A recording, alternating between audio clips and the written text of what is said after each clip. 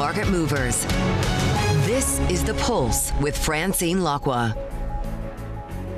Well, good morning, everyone, and welcome to The Pulse. I'm Francine Lacqua here in London. Now, Bloomberg understands that the UK Prime Minister Keir Starmer is expected to imminently set out a timetable for his resignation today. Well, the Prime Minister's possible departure comes days after his leadership rival, Andy Burnham, resoundingly won a seat in Parliament last week. Well, Bloomberg Daybreak Europe anchor Lizzie Burden is in Downing Street. So, Lizzie, good morning. Give us an idea of what will happen today.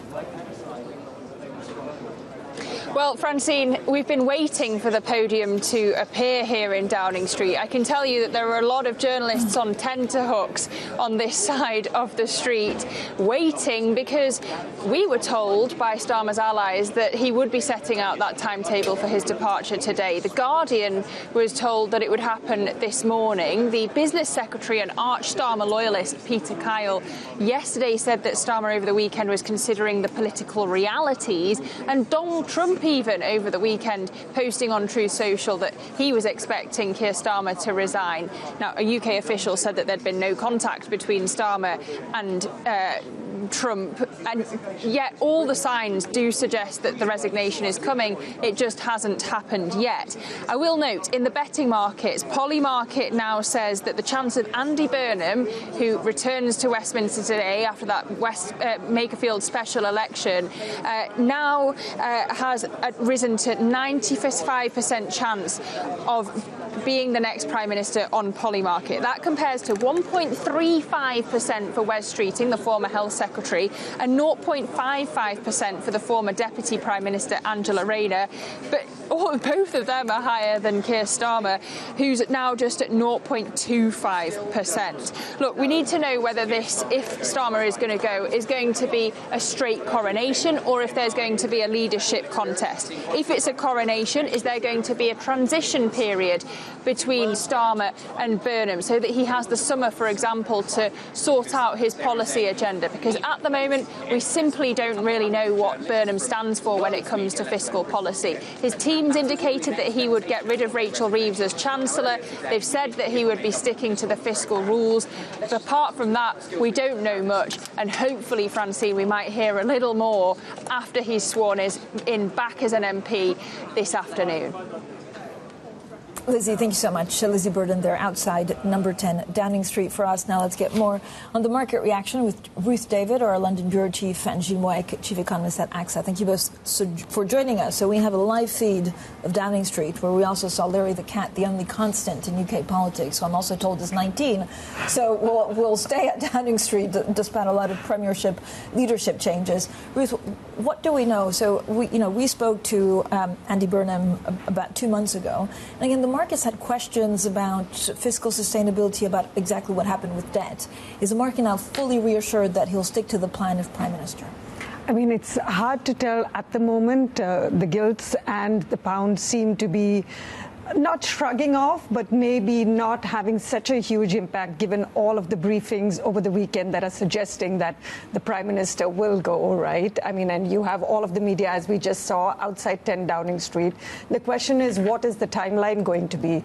Because it doesn't seem like Burnham has a team in place to go and lead this country. It doesn't seem like he's had the time to do the relevant briefings. It doesn't seem like he has, based on what we've seen so far, the experience. And there are some fears that could this be a very left-of-centre leader.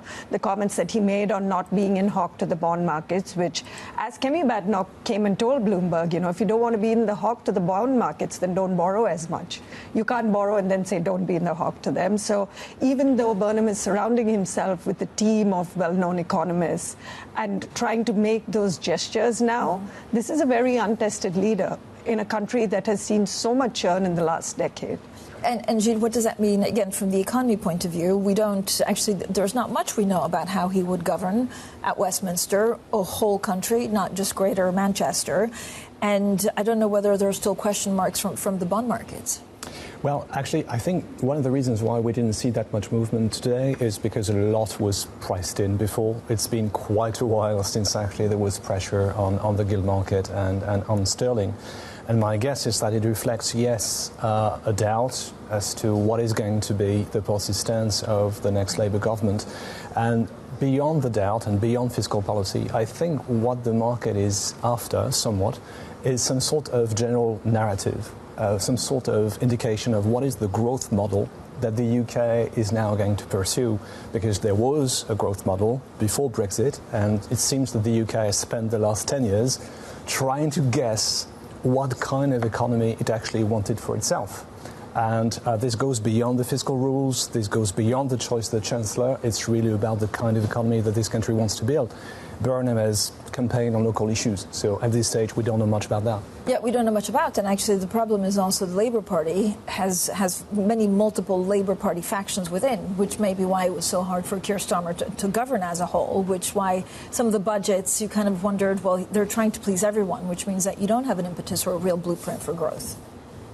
And one of the criticisms was, is this a party that is governing for the party as opposed to for the country? You know, one of the big speculation points over the weekend has been who comes in as Chancellor. And I think to your point, the markets will be very closely tracking that. So far, they've said maybe Energy Secretary Ed Miliband, and it doesn't seem like that is an entity that investors are very comfortable with or that think would be the right person for that job. I think till the transition period is clear, if Starmer is going to step down, until there is a clear sense of continuity and what Burnham brings, to your point, that uncertainty is going to weigh on the gilts, is going to weigh on the pound. What does it mean for the Bank of England? Again, this is a small open economy that's been hit actually by energy prices a lot more than other European countries. Yeah, sterling, I think, is the issue, and we know that the Bank of England over the years has become more and more actually interested in the impact of sterling on inflation. And we have a Bank of England which seems to be at the moment on the brink, basically not to make exactly in what direction to go. So that adds another layer of uncertainty, and obviously a lower sterling is not good news for inflation. I would say at this juncture, my impression is that the Bank of England doesn't want to break the back of the British economy and will be extraordinarily prudent, but there are limits to this sort of goodwill from the central bank. Okay, so we're trying to look at Downing Street. We have a policeman, a bobby as we call them here, coming outside that famous black-red door in Downing Street. We also understand that there's some sound equipment. Now, we don't really know the timing of what will happen. You do see kind of people running. I mean, I've been there. It's actually a very small alleyway with what I imagine can only be described as hundreds, if not like 1,000 journalists kind of stuck to one side waiting for the Prime Minister to come out to whatever he has to say. Ruth, does it make a huge difference if it's an ugly contest or whether there's like a clean path forward for Andy Burnham? I think absolutely. If there is an ugly contest, there is definitely the sense globally then, not just in the UK, that this government is too busy governing within themselves and they do not have the time and they do not have the energy at a time when, inflation is rising. You still have all of the pressure from the war. You have the economy, which is doing okay, but not as great as would expect. And then you have the huge fiscal burden that the UK faces, and the cost of financing its debt is only increasing. You want to see a government that looks like it's in charge. And ugly leadership contest is going to give the opposite signal for sure. Yeah. Okay, so let's see exactly what happens at number 10. In the meantime, I mean, there's this little thing called Iran-US, which has really upended energy markets. It's unclear to me, Gilles, what comes next, because we have a ceasefire. The market is quite optimistic because maybe they don't want to be on the other side of the trade if they miss something. But what's the way forward? Because are you going to have these skirmishes up and down? It's very fluid, obviously. My impression, it's only an impression, is that the MOU satisfied a lot of Iran's objectives. And this probably explains why the market remains constructive. Yes, the issue in Lebanon is clearly key to Tehran, and they're probably trying to push their luck and trying to widen the gap between Israel and the US right now. Strategically, for them, it's very important. But the MOU, I would say, is so favorable to what is really key to the regime that probably the baseline remains that the strait remains open in this summer. This is how the market is treating it. But is there a worry, Gilles, that, again, these markets kind of are largely looking through the price of oil, but they're also being lifted by AI. What's it like in the real economy? Are we still going to run out of jet fuel, and what does that mean for consumers? Actually, I think one of the key issues we have at the moment is the fact that AI is supposed to be a great positive supply-side shock, which would raise growth and reduce inflation.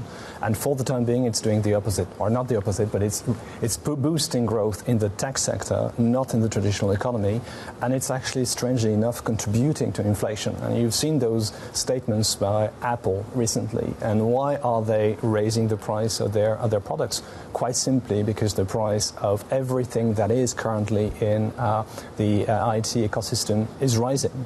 There's so much demand, the investment boom is so intense that this is at the moment triggering additional price pressure. I think this is one of the reasons why Walsh last week was non-directional on AI. Obviously, he didn't want to spill the beans, and he wants to wait for the task force. But I think the reason why he's less directional than he used to be very positive on AI, is quite simply because he sees that for the time being, it is actually adding to the inflation conundrum. But if you look at bond markets across the world, I mean, are they really signaling the Fed to hike, and will they have to do it? I mean, I'm still, I'm not certain that they will have to hike, because the starting position of the Fed is pretty comfortable. They are restrictive, so it's not as if they had, a mountain to climb to provide the kind of stance which would keep inflation in check. But it's true that relative to where we were at the beginning of the year, the change in market expectations is not just due to the war in the Gulf. I think it's also a realization that there are inflationary sources of pressure in the system, which have nothing to do with the Gulf. Even if the Strait reopens, there will still be some pressure in the system, and this is going to keep monetary policy in the US quite restrictive. All right, Gilles, thank you so much. Gilles Moëc, their chief economist at AXA, and Ruth David, our London bureau chief, stays with us. Now, coming up, the US and Iran tout progress in peace talks in Switzerland. We'll have, of course, the very latest on that, plus UK politics. This is Bloomberg.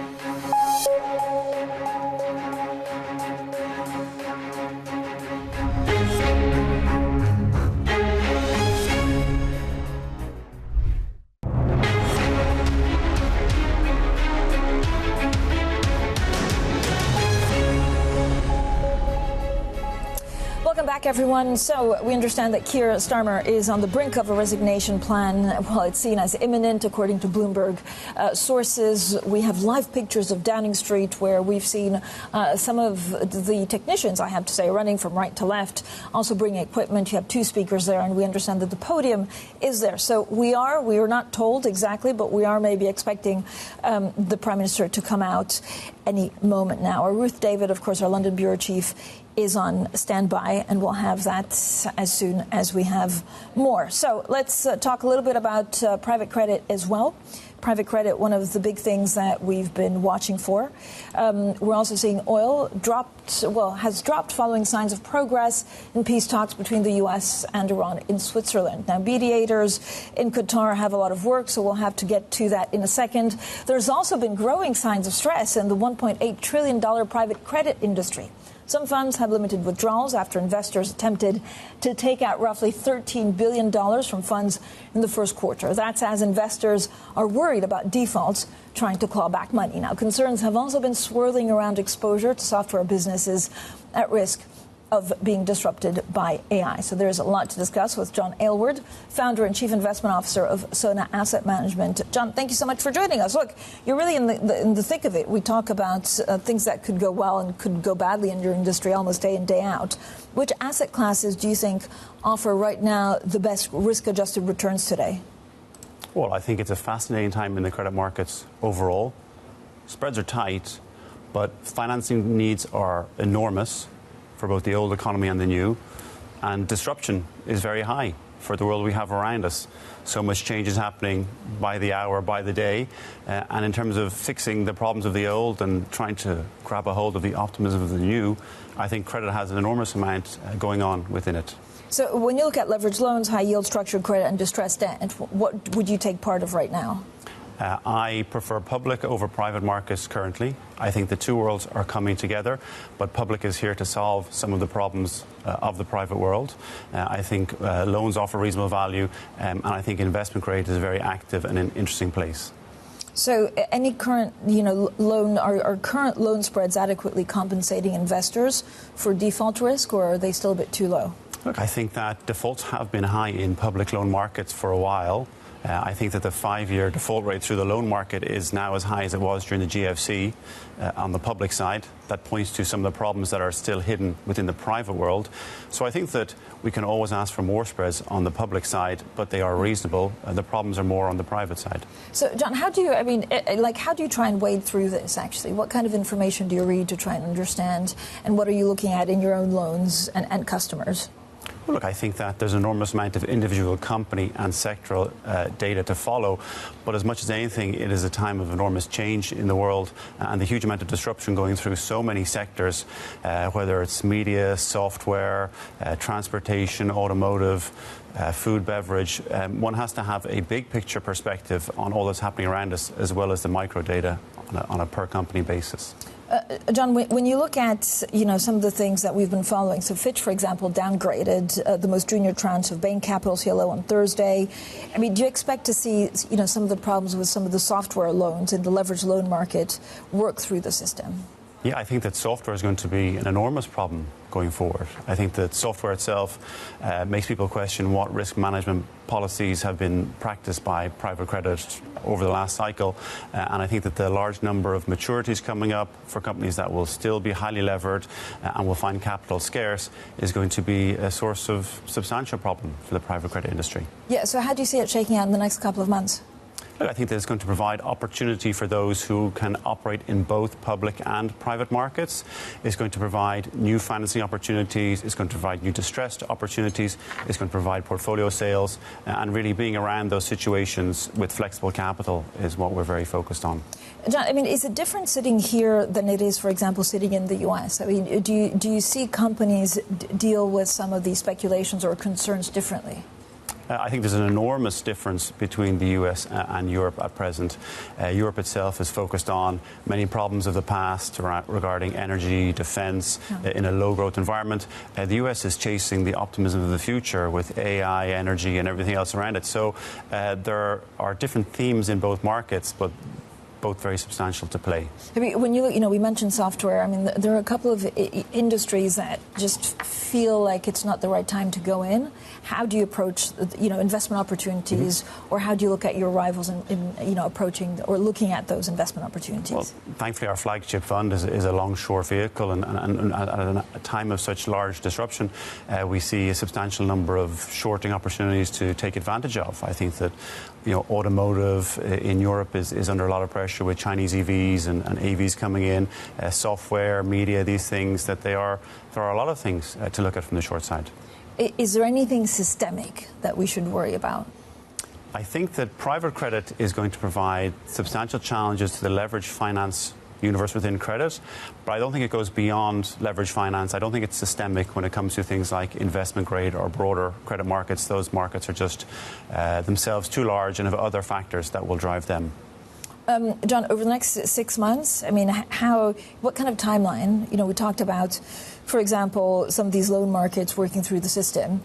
What kind of timeline would you be looking at? I think that we've already seen 2 quarters now of meaningful withdrawals and gatings by BDCs.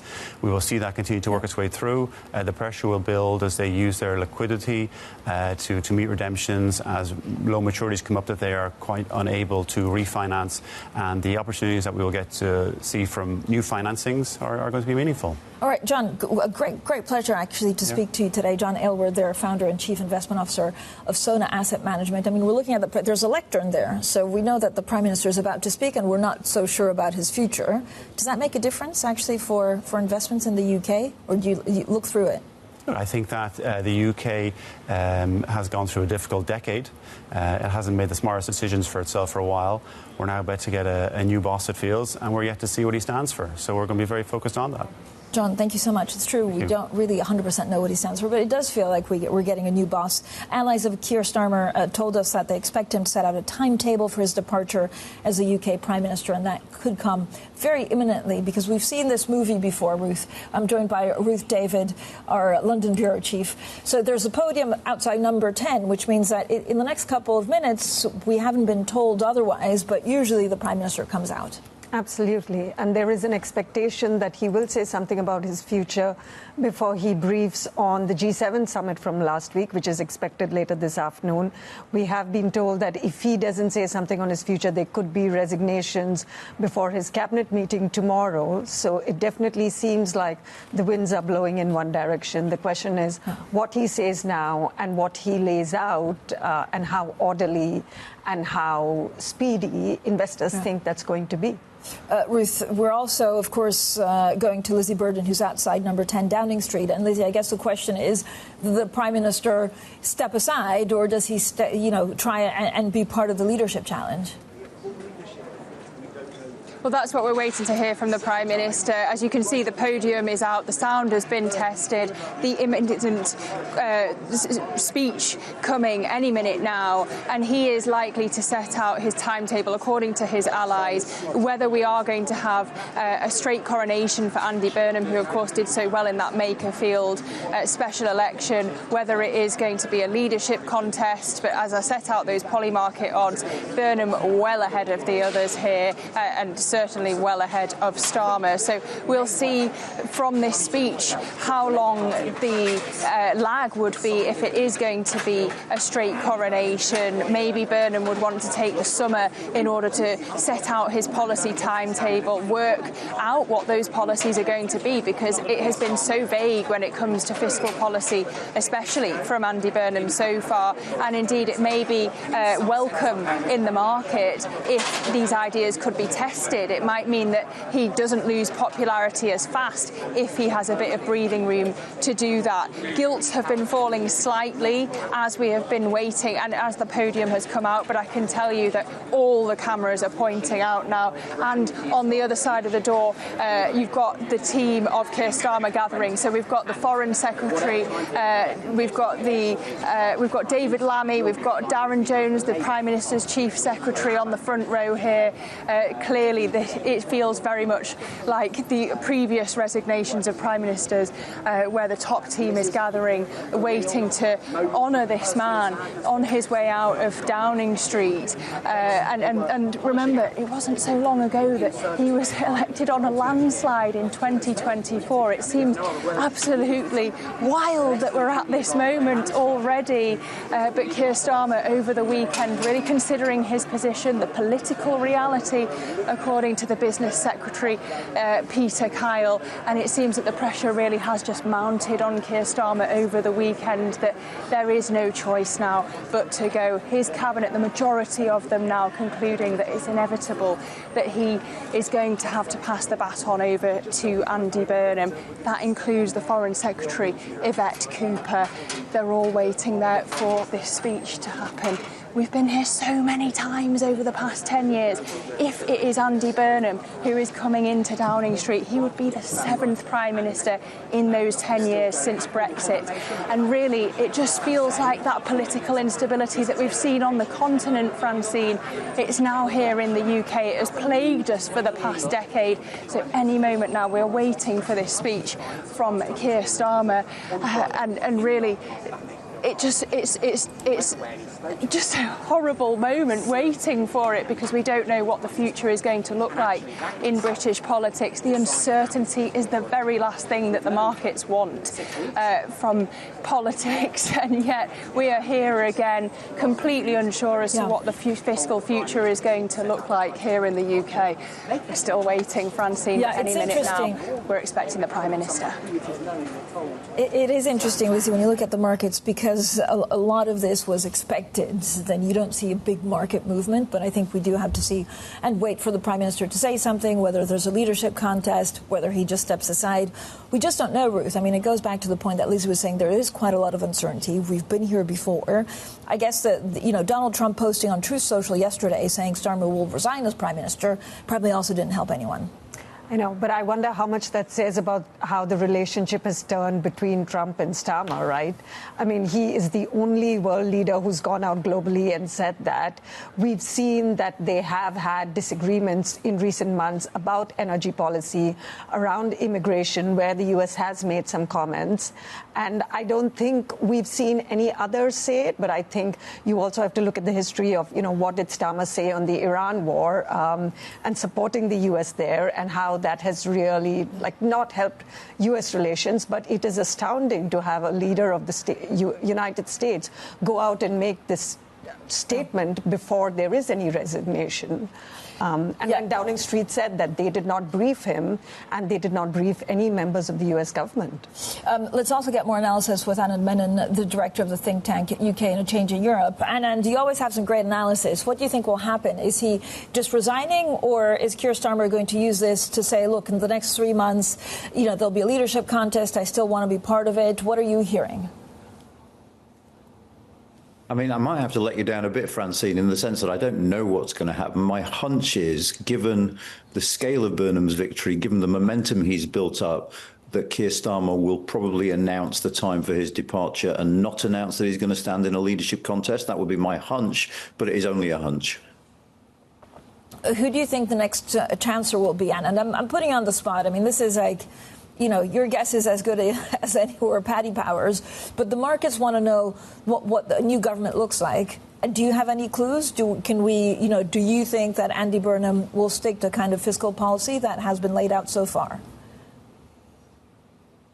Again, it's a hunch. My sense is that given the negative press we've seen about Ed Miliband over the last week or so in connection with the job of Chancellor, is that Andy Burnham will try and find someone else to do the role. There have been rumours in the press that Shabana Mahmood, who's currently the Home Secretary, is someone he's considering for the role of Chancellor. I think overall the issue is, as your correspondents were alluding to just then, is we really don't know what Andy Burnham intends to do if and when he becomes Prime Minister. There's no clear programme for government. Anand, his statements have been... Let me cut you off. Yep. Anand, this is a Prime Minister from Downing Street.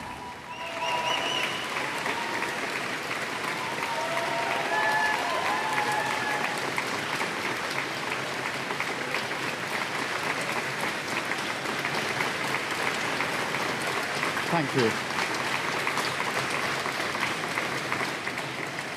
Thank you. Walking up this street 2 years ago was the proudest moment of my life. A new Labour government, the first in 14 years. A page in our country's history turned after years of disappointment and despair. The chance to change the lives of millions of people for the better. That's what I came into politics for. The journey to that point was not easy. 6 years ago, I inherited a Labour Party that was politically, financially, and morally bankrupt. I was told time and time again that my party was finished, that we were consigned to history, that a majority at the general election, let alone a landslide majority, was impossible. But we proved those people wrong because we changed our party, ripping out the poison of anti-Semitism, restoring trust on the economy, defence and national security, and becoming a party that once again stood proudly with, not against, our national flag.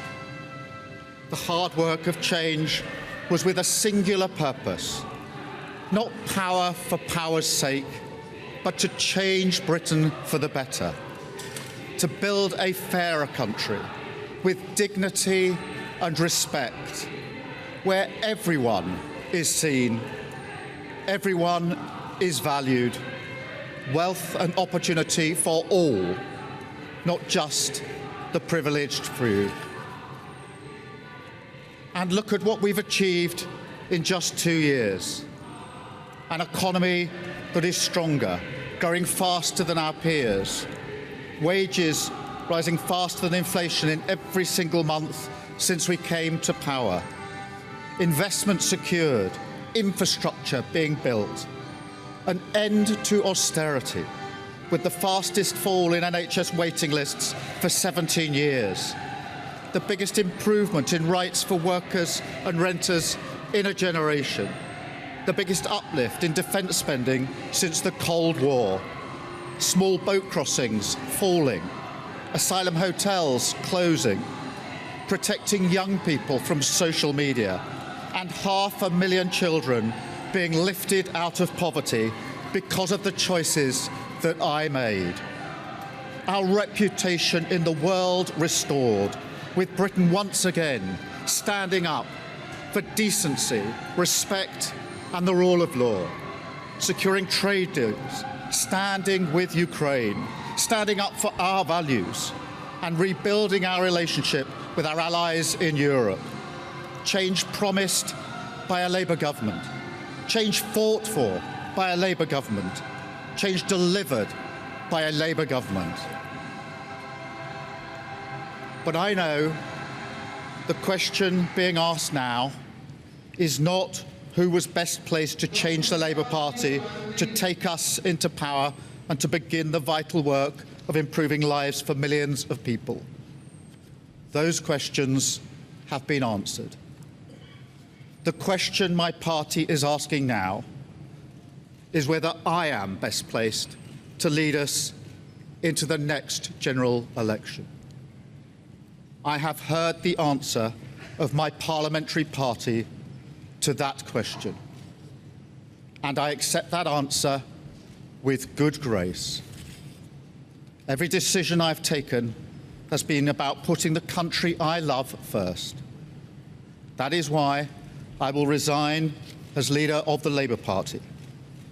I have spoken to His Majesty the King this morning to inform him of my decision. I will ask the National Executive Committee of the Labour Party to set out a timetable with nominations opening on the 9th of July and completed by the summer recess. In the case of a contest, this will ensure a new leader is in place before Parliament returns in September. I will remain in post as Prime Minister until the contest is complete, and I will do everything I can to ensure an orderly handover of power. I will also give my successor my full and unequivocal support, knowing that they will inherit a Britain that is far stronger and fairer than the one I inherited 2 years ago, better prepared for the challenges ahead, and better able to ensure the Labour Party secures a second term in office. I want to thank all of those friends and colleagues who have been at my side for these past 6 years or so, for their incredible commitment, service and support. I want to thank the brilliant Number 10 staff and our country's extraordinary civil service who dedicate their lives to public service. And when I leave the biggest job in the country, I shall spend more time on the most important job, being the best husband I can to my fantastic wife, Vic, who has been a rock by my side through good times and bad, and being the best dad I can to my beautiful children, who are my pride and my joy. Thank you very much.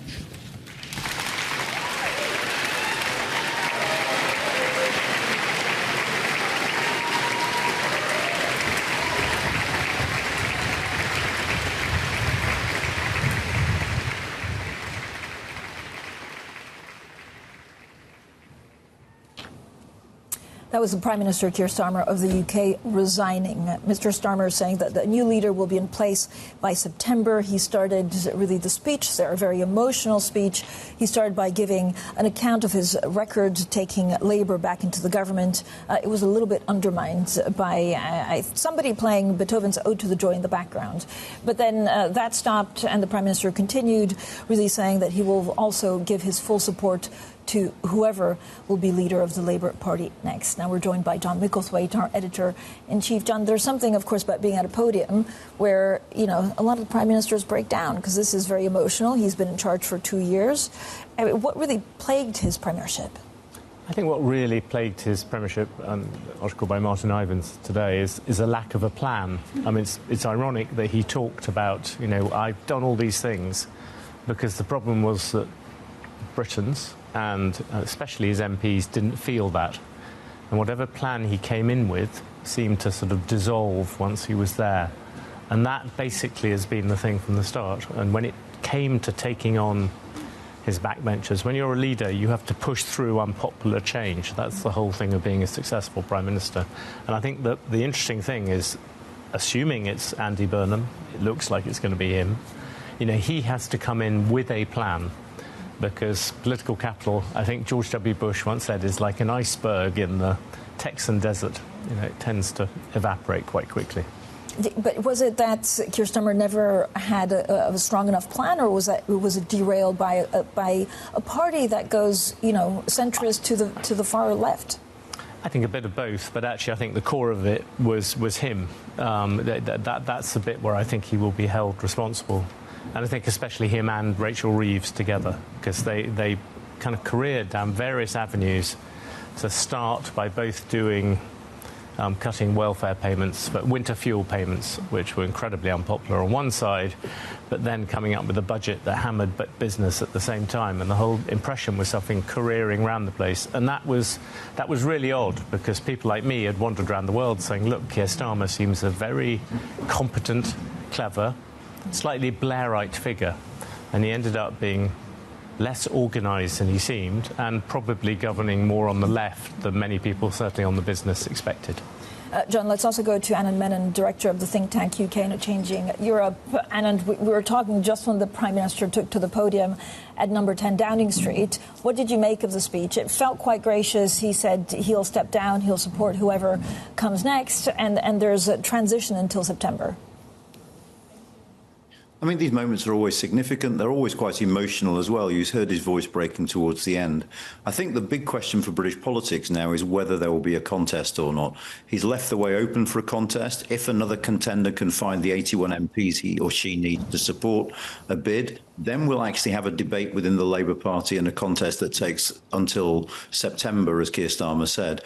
If there isn't a contest, then Andy Burnham will be Prime Minister from July. So that, I think, is the big question now. And we'll just have to wait and see what happens within the Labour Party over the next couple of weeks to know.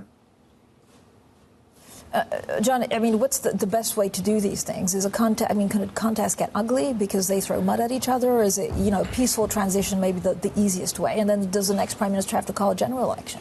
Well, Anand is definitely right. This is the big question at the moment. And the main thing out there, I suspect, will be a lot of pressure on Wes Streeting, particularly.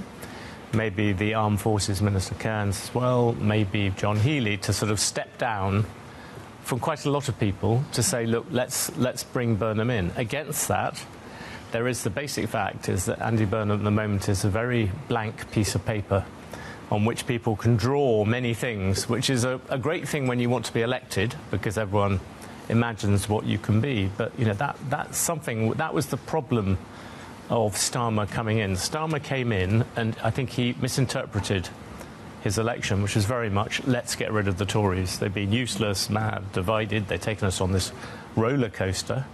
And he interpreted his landslide, which it was, helped by the way that Britons go to the polls. But he interpreted that as a massive sort of vote of confidence in him, and it wasn't really. And I think Andy Burnham could have slightly the same problem. People are thrilled that he's not Keir Starmer, but actually he's got to start making decisions really quickly, and he's got to have some kind of plan. Maybe he does have a different temperament, so we'll see how that plays out. Yeah, he's more at ease with himself. I think that would be a way of describing it. That might be a good way of describing him. Let's get back to Downing Street, where Lizzie Burdon is, of course, on the ground for us. Lizzie, I mean, he had an applause. Again, it was quite an emotional speech. What's it like on the ground? Yeah, to hear his voice breaking as he thanked his wife Vic at the end was when the emotion really came out there. Raucous applause from his team to the right of the Downing Street door. Clearly it was a difficult moment for Starmer, but this is a man with huge integrity, it has to be said, and clearly it got to the point where he couldn't carry on as Prime Minister, he understood, and as he said, he accepted that his party had decided decided he was not the best figure to lead Labour into the next general election, particularly after that resounding victory for Andy Burnham in the Makerfield special election. I was just listening to your conversation with John there about how Burnham seems to be more at ease. He has this northern charm, right? And he has, if not more charisma, he's certainly able to connect more with people and seem more of a normal guy. But will the King of the North be able to translate that appeal to a national level is a big question. And we just don't know what his policies would look like at a national level. There's a lot of talk about Manchesterism, but it can mean a lot of things to a lot of people, whether that's a public-private collaboration, whether it's more devolution out of central government. But if he's at the centre of government, is he going to want to pursue that? Yeah, Lizzie, thank you so much. Let's also get back to Anand Menon, Director of UK in a Changing Europe. Anand, I mean, so in the end, look, it was an emotional farewell. As you said, the Prime Minister went on without a fight. Now we need to know if there will be more concerns about the UK's fiscal outlook. What are you looking for in terms of signs? We'll probably hear from Andy Burnham after he gets sworn as MP, but are there any signs in the markets of stability that you're looking out for?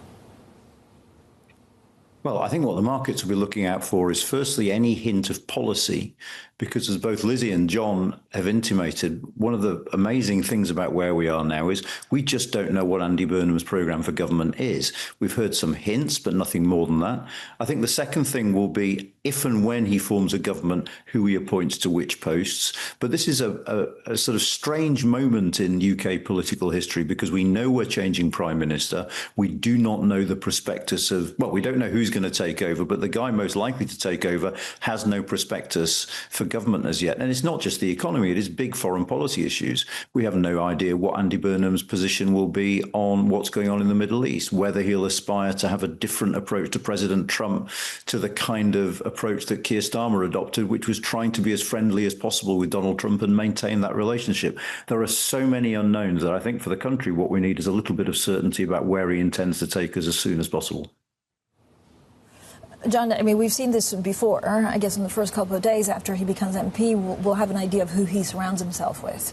I think you're seeing a bit. I mean, he when he came under criticism for apparently seeming to diss the bond market, and the bond market is a very vicious instrument in British politics at the moment because Britain has got a lot of debt and because we're no longer got the protection of the kind of European Union around us.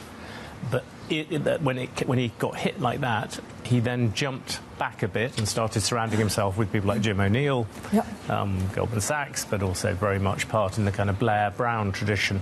There is something, as Lizzie said, there's a little bit Manchesterism, as far as we can make out what it is in practice, does involve quite a lot of talking to business. Yep. It involves quite a lot of kind of making partnerships. There's bits of stuff about devolution. There's probably enough there that you could sort of build something out of. But the really hard lines is, Britain doesn't have much money.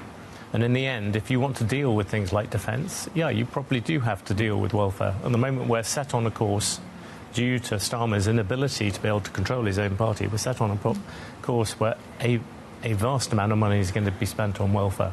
Yeah, I spoke to Andy Burnham actually about 7 weeks ago, and he was very able. You caused this. He was very able, actually, without saying too much, kind of reassuring the markets at the margins. So he's a capable politician. His history, I think, when people like Anand and I first met him, he was there with people like Ed Balls. He was there, one of those people around Gordon Brown, around Tony Blair. The whole shtick of that particular time was that we are centre-left. We know how to deal with business. We know how to let Britain grow. And that, I suspect, is probably still the best place for him to end up in.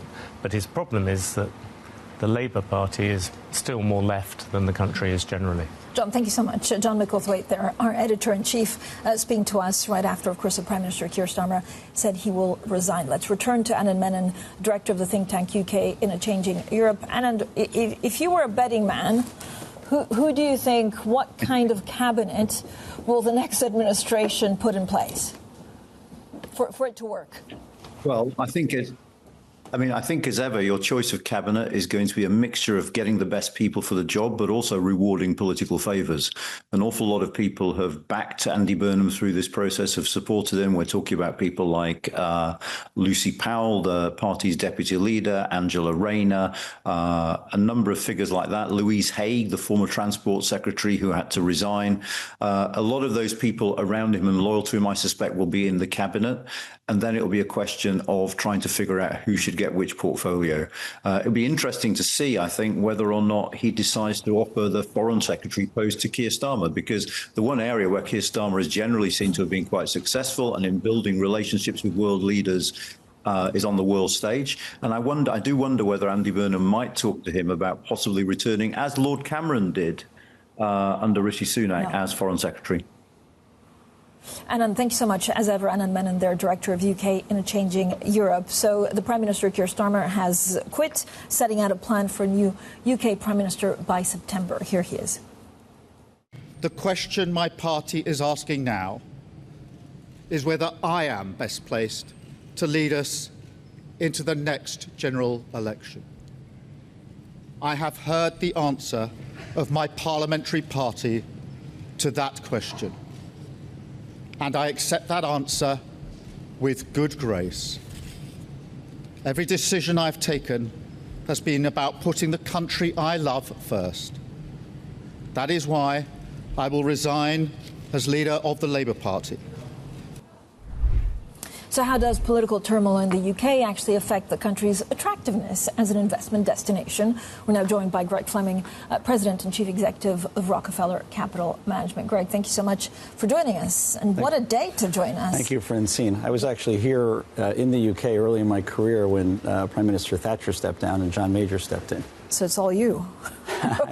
Actually, it was much less frequent then. I mean, it was a big event, whereas obviously in the last 10 years, there's been a lot of it here. Yeah, 7 prime ministers in 10 years. Yeah. I mean, this is the problem with, I guess, the party is holding your party, be it Conservative or Labour. Does it change the way you look at investments in the UK, given all of this political turmoil? Well, what I would say is, and what I hope happens in the UK now is a path to more of a growth orientation and growth in the economy.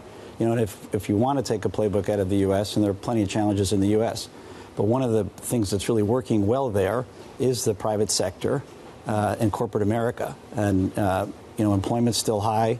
Investment is significant, and including in advanced industries like semiconductors and biopharma and you know, some of the leading industries as the world moves forward here, all in the U.S. Under some, you know, pro-growth orientation. And I'd love to see the UK economy grow more going forward. Greg, is there something, I mean, can a private sector in the UK thrive despite political turmoil if the new government and the new administration has some kind of parameters, or is it just too fluid at the moment? Well, the degree of change here is a lot, but I would argue that the private sector in the U.S. has continued to flourish, and we've had plenty of political turmoil, fiscal policy that continues to be, you know, really a challenge against the backdrop of the private sector. I mean, we're running, you know, public deficits of 6-7% of GDP, you know, during this full employment time, and that's a challenge, and that might be, you know, that's a challenge for the Fed now as Kevin Warsh steps in. So there's plenty of challenge in the public arena in the U.S., and yet the innovation in the United States and the new business machine, Francine, 6.2 million applications for new businesses is the run rate in the U.S. this year. That would be by far a record. Greg, is it, you know, winner takes all? So, you know, you have, and we'll get onto AI in a second, it's this massive fight between the U.S. and China. What's left for the UK and Europe? Well, you know, I think, again, if there's a focus on pro-growth and on innovation and on providing financing alternatives for companies that come up with good ideas. One of the strengths of the United States is if you have an idea, you can pretty quickly get funding for that. I mean, we have now, given the AI tools, you'll have an entrepreneur start a business and be able to get funding, and they might just have a few employees because they have the agents doing a lot of the work, and yet they get the funding. And as we've seen recently, the funding goes all the way from startup to the public markets when a company becomes quite scaled. So that model can be replicated. It takes a lot and a lot of years, but that ought to be, what I think the UK is looking toward. So you've recently also announced a partnership with Anthropic. How are you using AI? Is it to grow and enhance your services offering, or just become more productive? Both. Okay. And we're pleased with the partnership with Anthropic because they're working with a lot of companies, and they've got really cutting edge tools that we're able to tap into now, working alongside them. But it's for both of those things. We can make our people across the firm more productive in many ways, and that includes not just the private advisors and their teams, but the corporate functions and finance and technology and operations. But we also can create tools that enable the private advisors to work with their clients better and make it a better experience for clients. So it's both productivity and the client experience. That's what we're focused on. So you've bought up loads of actually U.S. wealth management firms over the past decade. So how are you going to grow from now? Well, we're going to continue to, and what we do is we bring in these private advisors from other firms, and we help them transition their book of business over. We call that inorganic growth. And then once they're at Rockefeller Capital Management, we focus on organic growth. Right. And that really is if there is one strategic driver that every employee at Rockefeller Capital Management could talk about, it's organic growth. And our focus on doing more for existing clients and then bringing on new clients, often from word of mouth of existing clients who say that, our services, our private advisors are best in class. So we're focused on both inorganic growth and organic growth. How worried should wealth management chief executives be about this AI revolution? Well, I think that every company, private and public, in every industry needs to incorporate the tools into the business model. Because I think the degree of transformation, and you and I have talked about this here before, is incredible. The tools continue to get stronger and stronger and more powerful. So I think it's incumbent upon every CEO, and it really has to be a CEO-level decision. This is where I spend the greatest amount of my time right now, focused on the AI tools and how I get those efficiently ingrained in the business in ways that ultimately redound well for clients. But Greg, so what do you worry about? Is it like a challenger AI-focused wealth management, or is it just becoming more, do you have to get fees down? Because there are many different things that you could work on, right? Yeah, we don't. Our business is, our clients are families, high net worth and ultra high net worth. So the front end is going to stay people and advice. We don't worry about that.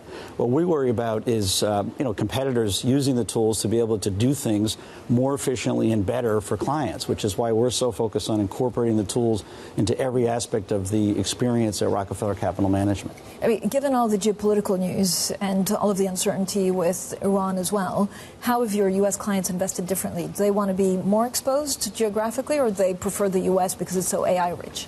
Well, the U.S. is the leading market for AI, but we work with our clients on a long-term plan, and we try to keep them pretty close to that plan. We'll pivot if something moves a lot in one direction or the other. And as you know, we have our clients also invested, Francine, in public markets, but also in private markets. The alternatives landscape is a $20 trillion market now, from private equity to private credit to infrastructure. We also have clients, and we're selective here. We have clients, families want to invest in early stage private companies, and that's become a more significant part of the high net worth market in the U.S. So we also will put clients selectively into private companies. Greg, thank you so much for joining us. Greg Great Fleming. to see you today, Francine. And on a day where the UK Prime Minister we will remember this one. We've done a lot. We'll remember this one. We certainly will. Great to see you. President and Chief Executive of Rockefeller Capital Management. So, half an hour ago, it was only half an hour ago that Keir Starmer said he would step down as Britain's Prime Minister. Of course, that marks a significant fall from favour 2 years after leading the Labour Party back to power with a landslide majority. Now, Starmer's departure paves the way for Andy Burnham to attempt to take over as successor after a long-time Mayor of Manchester won a parliamentary seat last week in order to mount a challenge.